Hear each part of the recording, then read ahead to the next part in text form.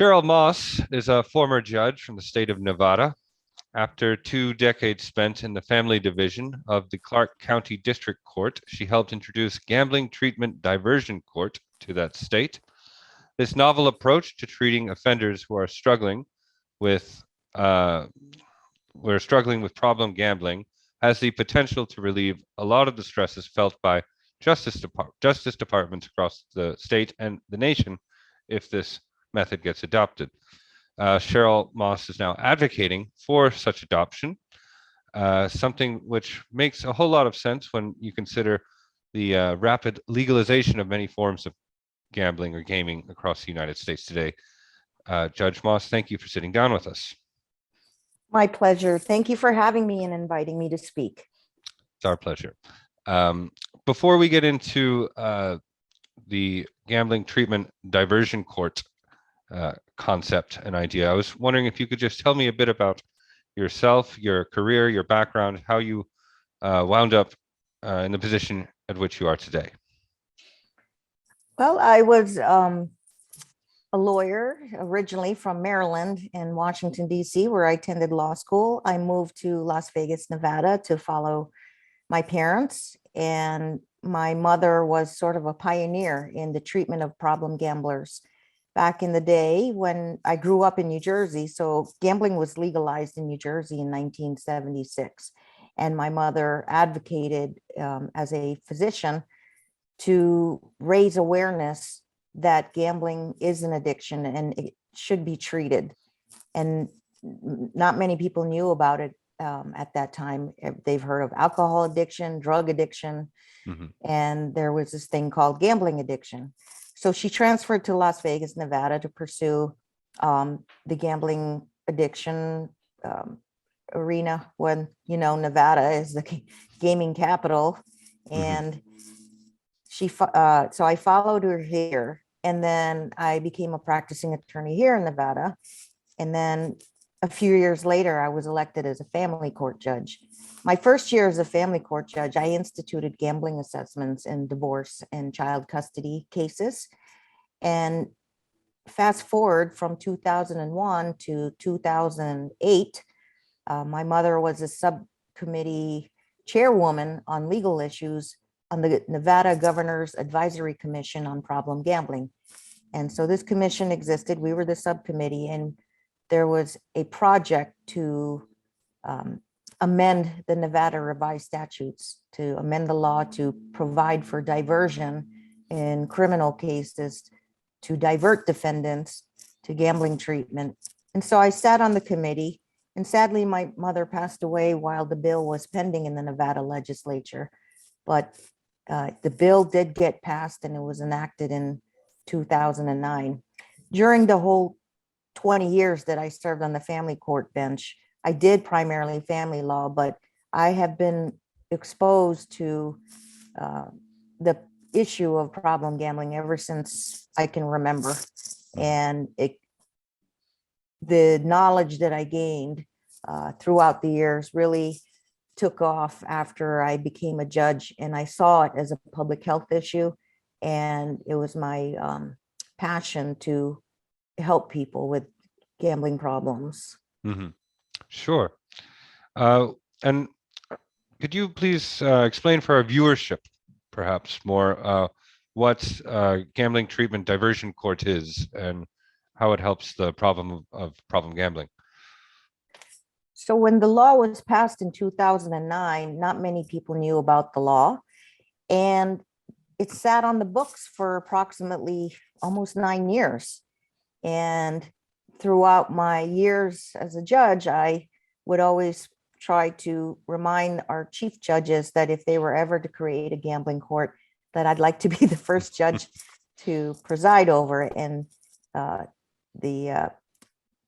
that was instituted in 2018 when Chief Judge Linda Bell said, it's time, let's create a Gambling Treatment Diversion Court. So if I refer to it as GTDC, that is a faster way to describe such a long name, which I penned that name, Gambling Treatment Diversion Court. So GTDC Court was created. We were As soon as I got the green light to create the court, I already envisioned how the court was going to look like. And so we were up and running in 2 months with zero funding. These court hearings were going to happen in my courtroom, Mm-hmm. and we would do these proceedings every 2 weeks, usually on a Friday. So as far as the law, how does one be eligible to elect diversion? It would happen through a criminal case, and the defendant would appear before the criminal judge, and they would ask the judge, I want to elect to go to diversion. And if they meet the eligibility requirements, there are exceptions. So the crime, number one, must be committed and done in furtherance of a gambling problem. Right. You cannot, the crime can't be anything of a crime also related to a crime against a child, a crime of violence, and you have multiple prior felonies. So if you are eligible, and most of the time, most of the participants I had, they were first-time offenders, never had a criminal record whatsoever. And so this is the first time typically a gambler would land in before, a criminal court judge. And so the judge has to make findings that the crime was done in furtherance of a gambling problem, and that the defendant could benefit from treatment. So typically for eligibility purposes, the person would be screened, assessed, thoroughly evaluated by a certified problem gambling counselor, somebody who's qualified Yep. to make that type of assessment. The report must say two things. Yes, this person has a severe gambling problem, and two, person will benefit from treatment. Because if you don't meet that second prong, that you won't benefit from treatment, then that would disqualify that person, because we don't want to waste our time and our money and our resources to somebody who won't benefit from the treatment. So the judge typically holds an eligibility hearing. If you don't get to the eligibility hearing, most of the time our prosecutors, the district attorneys, will agree to it. They don't want to contest it, and then they can divert the case out. So prosecutor and the defense attorney would make that stipulation, and then the judge would enter findings, and then that's it for the criminal court judge. And what happens is an order transferring the case to my court, the Gambling Treatment Diversion Court, would occur, and then we start the process going. So as far as logistics, I have a team. I have a gambling court coordinator who is mental health professional credentials.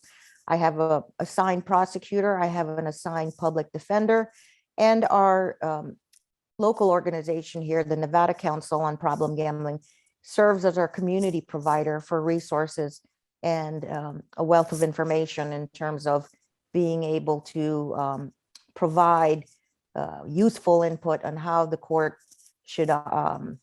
could make things better, or how we would approach things, because it was a brand new court. We didn't know how we were going to run it, and what is the first court hearing going to be like.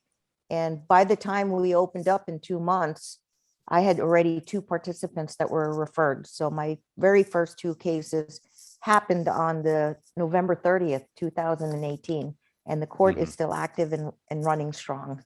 How long? I'm very happy to hear that it's gotten established, and it sounds like it's been a long time in coming. But I was wondering, how long do participants, or people thusly sentenced go along with the program? I mean, how long does it take to work? The GTDC court is a specialty court, and we follow specialty court best practices. So like alcohol or drug court or mental health court, best practices are normally to keep somebody in the program a minimum of 18 months and a maximum by law of 36 months. So 3 years. And that goes to the question of restitution. What if they committed a crime and the victim is owed over $500,000? And we can't hold them in the court program if they're doing well with their treatment, they're on a good path to recovery. What happens with the restitution?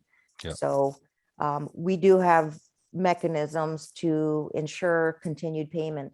And a recovering gambler, it is part of their recovery to write that check every month and physically, take it down to our bad check unit in the courthouse where Mm. we accept the payments and we keep a record of it. And so it might be, they might not pay it off in their lifetime. They're holding maybe different jobs, but it is a part of their recovery to write that check. And it benefits the victim. Why would you rather have a defendant sitting in a prison and Mhm. not getting a check when we get it started right away? We stabilize our participants, get them on a path of financial responsibility, and then the checks start coming in every month. And that is a requirement to make that restitution every month. Once Mhm. we stabilize them and they're able to pay this financial restitution. That is one of the unique things you won't find in drug courts, but we do follow the drug courts model. We Yeah. are intensely doing financial monitoring. That is what makes GTDC court unique from other courts, but certain Mhm. similarities as far as how we conduct court, treat it like any other addiction, incentives, sanctions, support, encouragement, and also helping them to make changes in their lives. Yeah. Do you get violent offenders or is it mostly financial issues? Violent offenders are not They're qualified to not attend qualified. GTDC court. If Okay. they had committed their crime of embezzlement or theft, and it was something to do with like a robbery or a gun was involved, that would disqualify them. Mhm. That would clearly disqualify them. So would you say that it's been successful in Las Vegas over the past 3 years, 2, 3 years? We are 2018, so we're now in Oh, 2022, November. So we are 4 years. at Yeah. three and a half, going on 3.5 years. Okay. And I do keep up, and I talk to the court coordinators and find out what's going on. By Mhm. the time I retired in January 2021, I had a total of 9 participants. And from my understanding, 2 more were added. Mm. And out of my 9, 2 of them were terminated for rearrest. And Ah. so those are the people that I'm referring to that maybe did not maybe hit that moment of clarity, make that decision on their own, of Mhm. their own free will, to make changes in their lives. And so the addiction probably was too great for them to be able to find other ways to avoid that type of addictive behavior. Mhm. So there's 5 that graduated, Mhm. and of the 5, 4 of them were my original participants. And there are 6 remaining as we speak today of January 2022. 6 remaining, and I believe one more will graduate probably this spring in April. And that's my guess. And then one more I know for sure will graduate this upcoming December, Mhm. because they've done really well with their treatment, and they're genuinely participating in the program. So they're much more far advanced in the stages. Most of the time, people that come in with addictions, they're on different parts of the stages. And think of it as a V model. So if it's at the V, at the top of the V and the bottom of the V, at the bottom of the V is when you get arrested. When Mhm. you make it to criminal court, you're a little bit up on that V. And then when you're on a path to full recovery, you're at the top of the V. And Mhm. so people that are at the bottom of the V, some of them don't make it. And the suicide rate is about 50% greater if there is a gambling problem involved. I didn't know So, that. yeah. Yeah. Would you uh, advocate this to other states or other jurisdictions across the country? This treatment court, GTDC. Yeah, that was my goal after retirement, is to try and pursue these types of projects. And would I? Yes. Have I? Yes. Currently, there's a pending legislative bill in the state of New Jersey. Mhm. And as you know, New Jersey, Pennsylvania are really hotbed states for a significant amount of gaming, with the expansion of gaming. So I figured New Jersey was next, number 1. Number 2, that's my home state where I grew up as a kid. Mhm. And we've gone that far. And so the bill is active right now. It was reintroduced after the legislative session ended last year. And it's going to be exciting to see if the bill will pass. And New Jersey is modeled after the Nevada law here. And that's where we introduced the bill. So they use the language of our statute here. The only difference is they're going to create courts in the north, central, and south parts of New Jersey. And the other difference is that they're going to have probation departments more actively involved. And so think about this, Cameron. The population of the Las Vegas metropolitan area is about 3 million. The entire state of New Jersey, which sits right next to New York, is almost pushing 10 million, maybe. Yeah. And so it's 3 times greater. I expect, because I had 9 cases in 2 years, I expect initially, if the New Jersey courts opened up, they will see 30, 40, 50 cases based on the population and based Sure. on the amount of gaming and handle that's transacting over there. And so comparison, just that's my prediction. And Pennsylvania is now, they've reached out to me, someone that used to work in the Pennsylvania Gaming Control Board in the responsible gaming area, a lovely lady by the name of Liz Lanza, and she's talking about interacting with their local courts, their county courts, to integrate, not specifically create a gambling standalone court, but to integrate it in their drug courts. So they're starting to talk about that. And Pennsylvania feels that they might want to start better on a smaller local level rather than a huge state with, I think their population is 11 million in the whole state of Pennsylvania. It's a big state. And local can grow into statewide. Sure. So you would say you found a pretty receptive audience for these ideas then? I believe so. It just didn't happen overnight. Let's say the 20 years that I've been a judge, I've been attending every conference possible that I could attend on responsible gaming or the studies of problem gambling, the research, the movers and shakers, even people from the gaming industry I've met through gambling conferences. I've attended G2E, and it's conveniently located here in Las Vegas. Sure. Done that several times. And also, I'm a member of the International Masters of Gaming Law. And so they allowed me to write an article in their magazine about responsible gaming. And it's something that not many judges in the United States know about. I can name one judge who is a master's in gaming law, and so he's from Ohio originally, and he's here in Las Vegas, and we get together over a cup of coffee and we talk about gambling from the gaming industry side on his end, and me from interacting with therapists and community providers and prevention groups. Sure. And let's say, what could the gaming industry do to improve this problem? Oh, I have a few ideas I've collected over the years. First of all, I think if you ask anybody who knows what, the interaction between the gaming industry, I call it the triad. I credit that to my Ohio judge friend here, the triad of gaming industry. You have your responsible gambling, organizations, prevention, treatment, and then and the consumers fall in that category, the patrons, and then the gaming regulators. So it's an intricate triangle, but most of the people that study this stuff would say, number one, funding. Funding for a lot of well-respected people in the gaming industry have come out and said that these programs are underfunded. So you want to fund the gambling court, you want to fund the councils on problem gambling.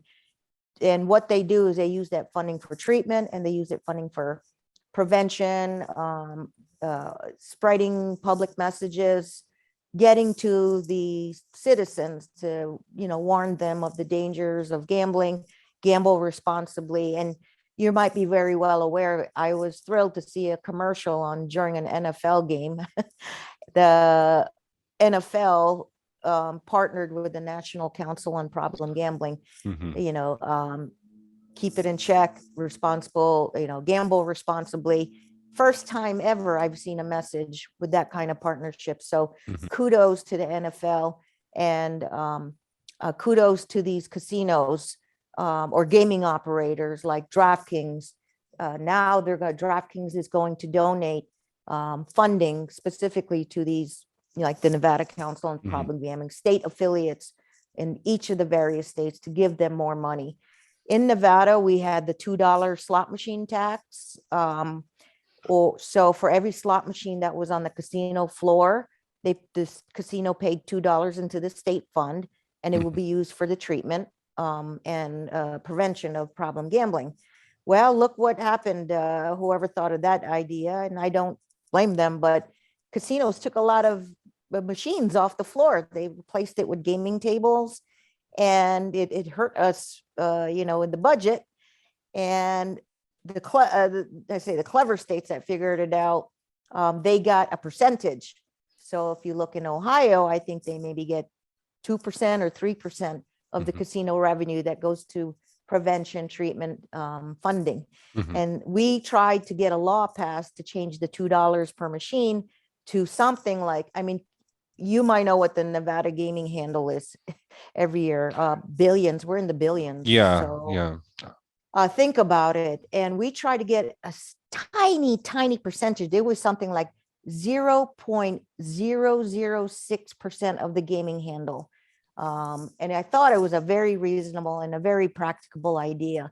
Mhm. And the premier gaming lawyer here in town, I was working with him, Professor Anthony Cabot, Mhm. and we tried to get that bill passed. It didn't even make it out of committee. And Mhm. so I hope to maybe revive some type of legislation. And so back to your question, getting it from the government, the triangle, the Mhm. legislators and the regulators would have to mandate casinos to provide that type of funding. So another angle is to look at the casinos and say, you know, can you provide and donate to these types of programs? You leave it to those people that know how to do prevention treatment. You donate funding, allot some funding to them, then you're doing your part to help the community on a Mhm. very, very broad level. And so the positions, what I've heard for the people in the treatment community, we are not anti-gambling. We are not anti-casino. We are for the 1 to 2% Yeah. that really need help and that really need treatment. And those are the type of people that you probably don't want into a casino because, number one, it will lead to crime. Number two, you don't want money laundering or be charged with money laundering through your casino. And number three, those are the people that need to totally abstain from problem gambling Mhm. because you have to find those protections. So funding is one. Two, you've heard about solvency checks. So think about it. Many stories I've heard, a waitress, okay, who makes 30,000 a year. How in the world did she gamble through $100,000 in a matter of 6 months? Mhm. Well, she stole from her parents. If it was a casino employee in the management position, they could steal from the casino. And that was one or two of my participants.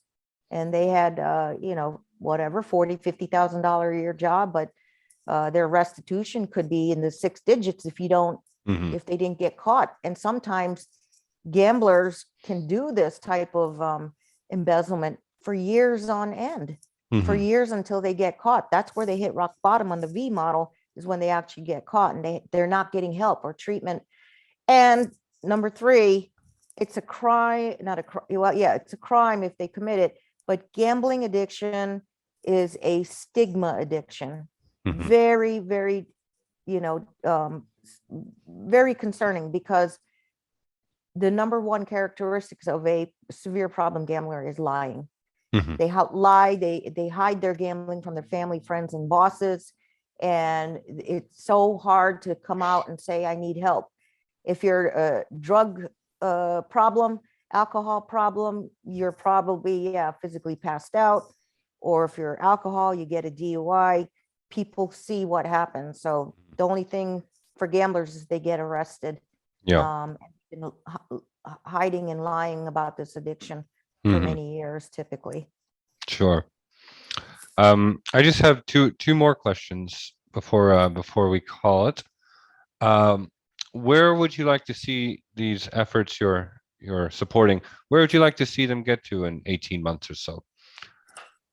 In about 18 months, I watch what's going on with the NCPG and their efforts. So on a national level, I watch what's going on, particularly in Europe and mainly in the UK, because I think in the UK, they're maybe in some respects a step ahead of us, or they're looking at us here, the Americans, and seeing what's happening with the legalization of sports betting. And the UK is saying, you're going to replicate what's going to happen here in the UK if you don't take a different approach. Mhm. And so people like Epic Risk Management and Kindbridge Treatment Centers, those companies in the UK, and Gamban, you've heard of Gamban, they have affiliations in the US already and are and companies that come out of the UK, Entain, they have a responsible gaming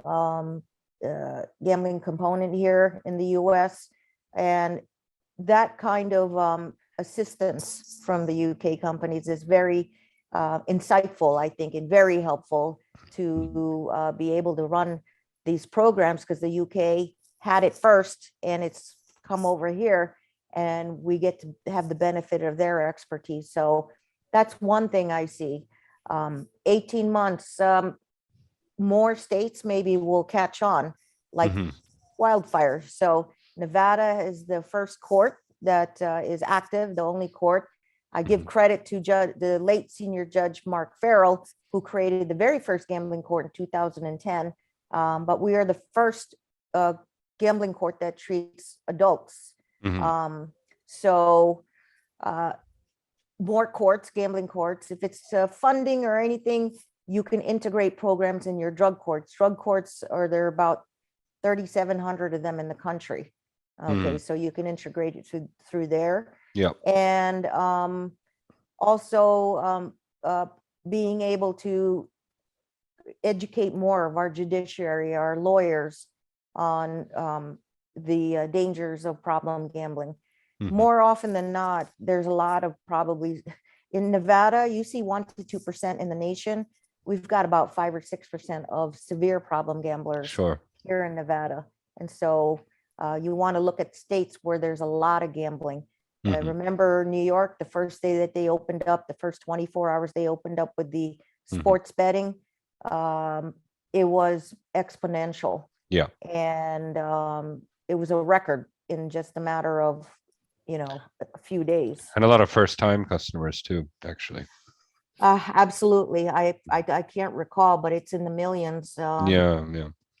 Maybe 18 million customers already signed up on the first day. It was I'm a not lot. sure, but it was a lot. By Definitely a far, lot. by far the biggest debut that the country had seen. Yes.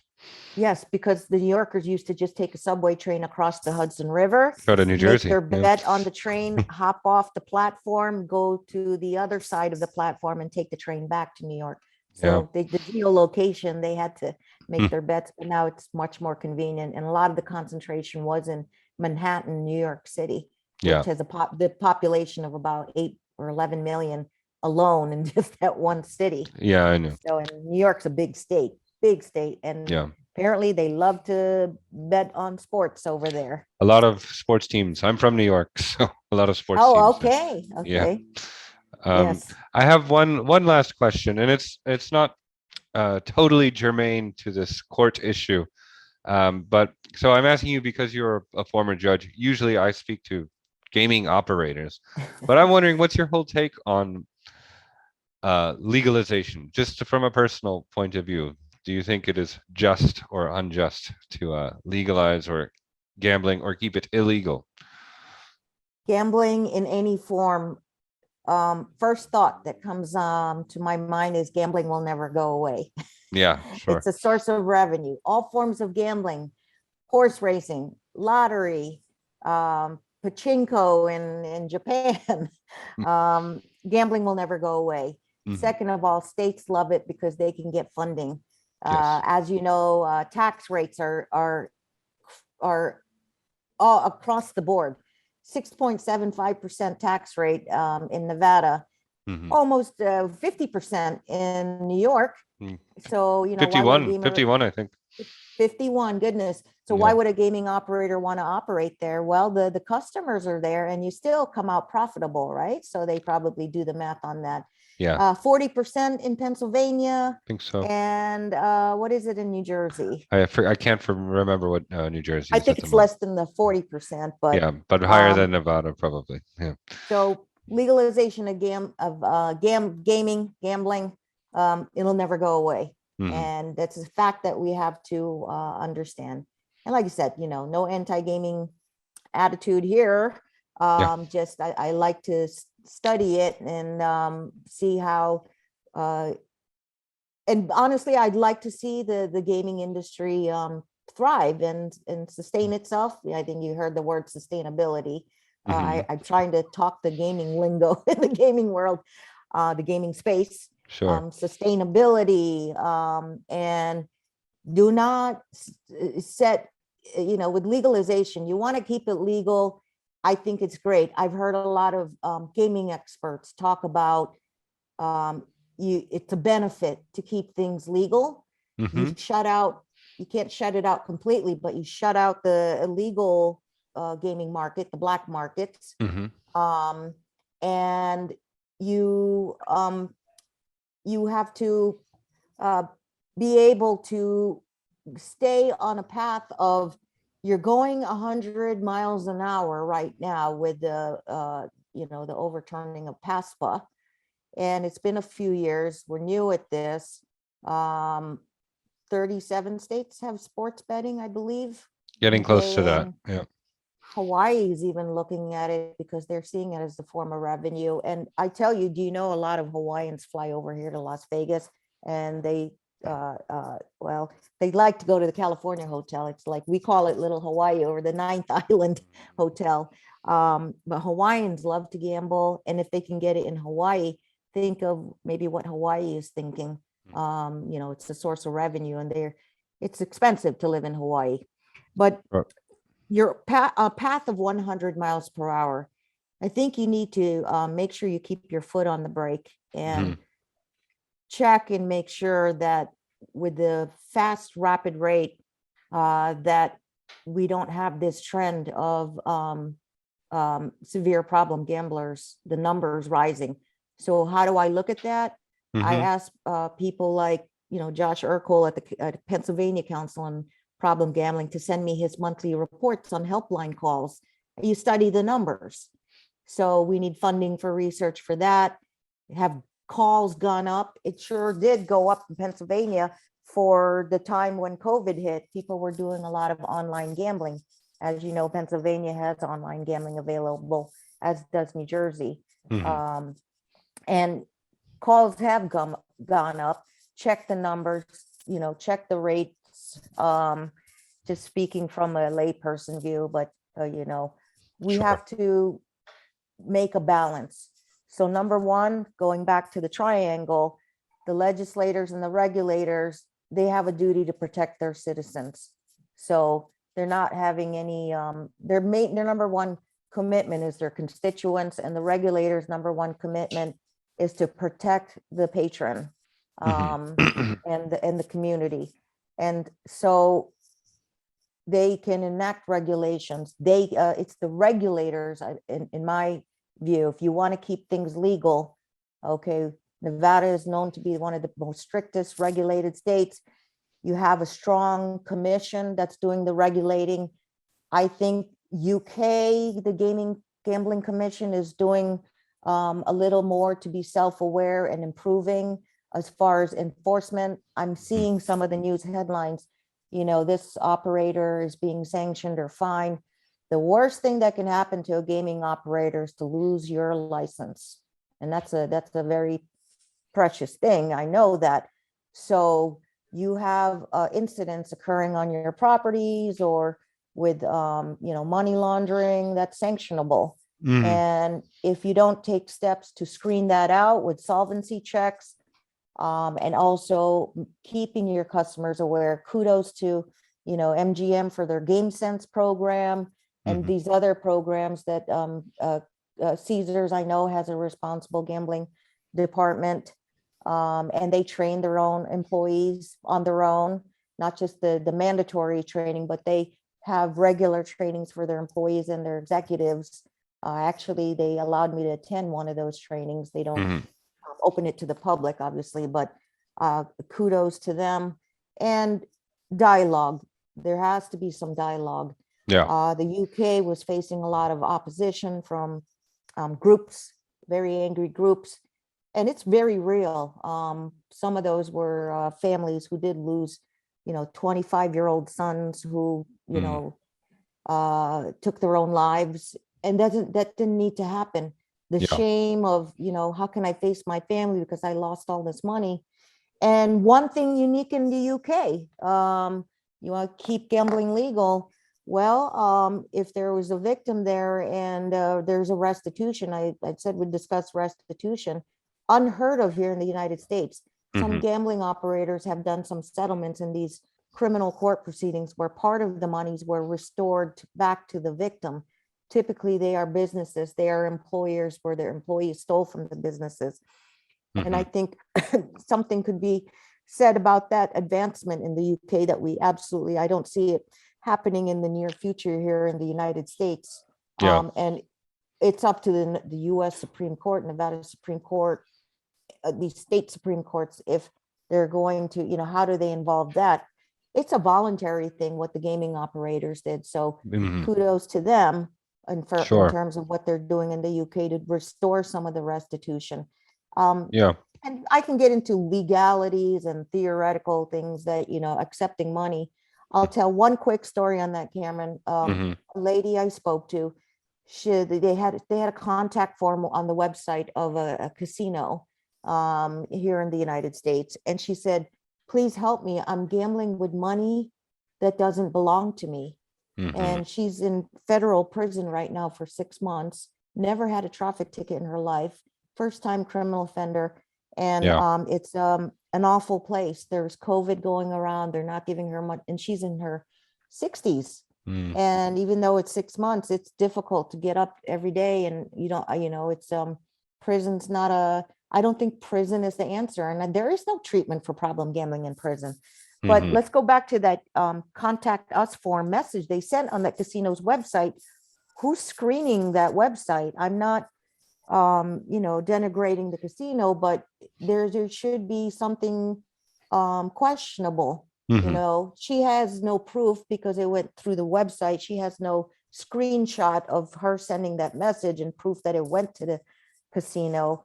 Yeah. But if the casino had spotted it, number one, please tell us who you are. We recommend you don't, get help. We recommend that you don't come to our properties because of your admission. But if that message was brushed aside, where does the responsibilities lie? And Yeah. these people, I can't give you the true facts on that, just what I heard. And Mhm. I don't think she had any reason to, you know, um, say exaggerate, because she was facing federal prison time Yeah. for That's about. about, I want to say $130,000. Yeah. And That's a shame. she's suffering over there. They're putting her in places where there's no masks, there's COVID. They put her in the COVID ward because there's no not really as much attention to her Mhm. medical issues. But Yeah. I'd like to see that operators will act responsibly and screen out those types of, because Mhm. those types of people can lead one thing to another, and then you're facing yourself before the gaming commission. Yeah. And the UK is kind of cracking down on that. And so what you need to do is revamp, re-improve your programs, and spend a little more money on protecting yourself so that you can be a sustainable company. Sure. Well, Judge Moss, thank you so much for speaking to us. I believe we got through all my questions. It was very informative and very interesting talking to you. I appreciate My it. pleasure, Cameron. Thank you so much. All right. Thanks for having me.